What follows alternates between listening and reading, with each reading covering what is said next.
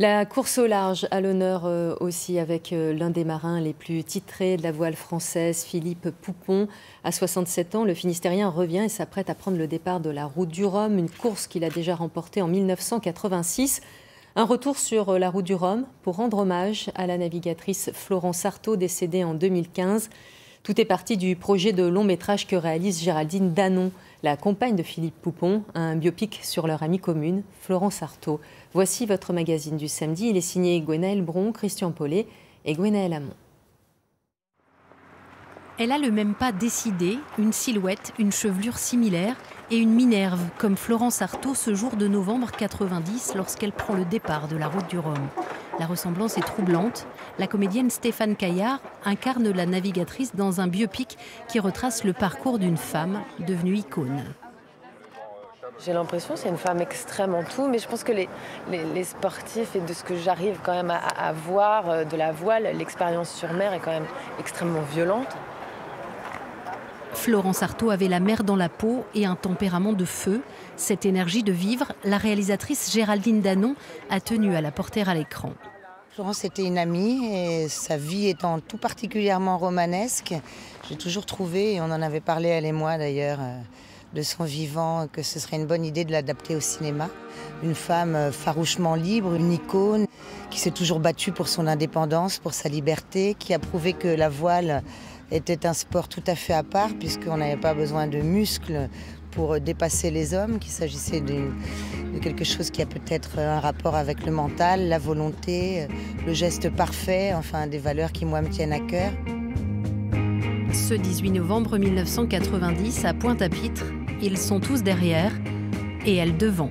À 18h10, c'est fait.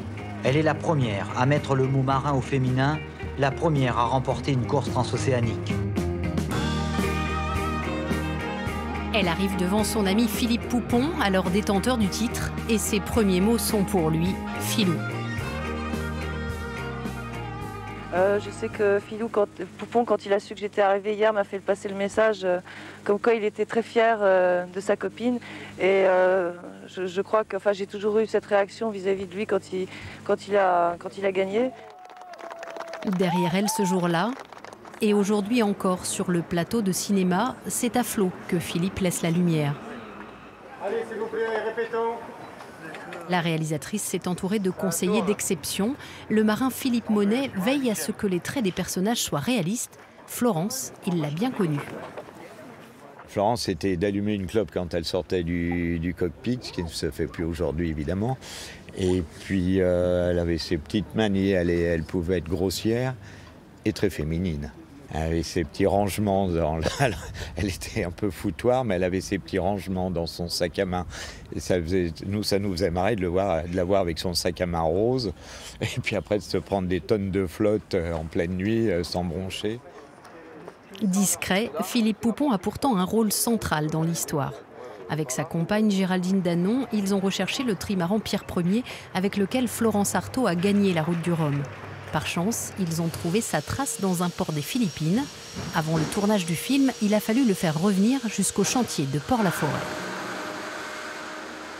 Là, on le remet en état, il a 32 ans, donc c'est pas rien pour un bateau.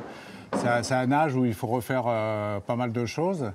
Mais le bateau existe, qui n'est pas le cas des bateaux de cet âge. Enfin, en multicoque, en tout cas, il y en a beaucoup qui ont disparu, cassés. Très content, pas mal de gens qui passent, du coup, des anciens de la voile qui passent faire coucou pour venir voir le bateau en plus. Donc très très chouette comme chantier. Réparé et repeint, le Pierre Ier s'appelle désormais Flot, aux couleurs dorées d'époque, celles choisies par la navigatrice. Lorsque j'avais 10 ans, j'ai encore les images dans la tête là, de voir l'arrivée télé avec les parents. Et ça fait un petit quelque chose, ouais, c'est presque une pièce de musée comme un beau bateau d'époque qui peut encore très très bien naviguer. Naviguer, c'est bien là sa nature. L'ex-Pierre Ier n'est pas seulement un décor de cinéma, sa destinée s'alignait une nouvelle fois au départ à Saint-Malo. Il y avait l'occasion de faire la Route du Rhum, ça tombait cette année, et on se dit pourquoi pas, aussi bien Géraldine que moi. Je me dis bon, ben oui, c'est une opportunité. Voilà, j'ai quelques vieux restes quand même d'expérience sur ce genre de bateau. Là, j'ai navigué un petit peu avec quand même depuis qu'on l'a récupéré. Philippe Poupon n'a pas pris le départ d'une course au large depuis très longtemps, mais il n'a jamais cessé de tenir la barre. Il nous reste 14 000, c'est-à-dire 2 heures. Avec sa famille, il sillonne depuis plus de 10 ans les mers du globe. Ses retrouvailles avec la compétition, il n'y a que Flo qui pouvait les provoquer. Retour à la Trinité-sur-Mer, un lieu qui a compté dans leur vie à tous les deux. Le trimaran Flo s'apprête à retrouver son élément sous l'œil ému de l'écrivain Jan Kefelec. Son livre, La mer et l'au-delà, a inspiré le film. Alors déjà, je suis bouleversé parce que je vois revenir le bateau de Florence à la Trinité. J'ai l'impression, je me passe, hein, c'est comme une résurrection.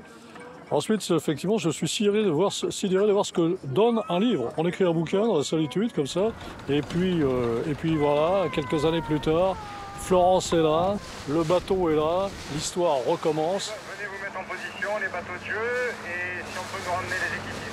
C'est l'heure des derniers au revoir. Les équipiers quittent le bord, comme une ultime répétition avant la Route du Rhum 2022 qui se profile. Pour Philippe Poupon, cette 5e participation aura une saveur bien différente des précédentes. Ça va très bien. Une fois de plus, j'ai pas la pression que j'avais justement dans les années 80, 90. Pas d'angoisse non plus médiatique ou de sponsor. Le sponsor, il n'y en a pas beaucoup. On a joué à notre registre de se débrouiller, voilà, de ne pas porter une marque. Et quand on a une marque, on a aussi des obligations, hein, c'est normal. Notre métier demande des moyens pour pouvoir avoir des beaux bateaux. Là, non, le bateau s'appelle Flo, donc voilà, je suis libre. Libre à bord de Flo, un bateau qui a une bonne étoile et une autre au-dessus qui veille peut-être sur lui.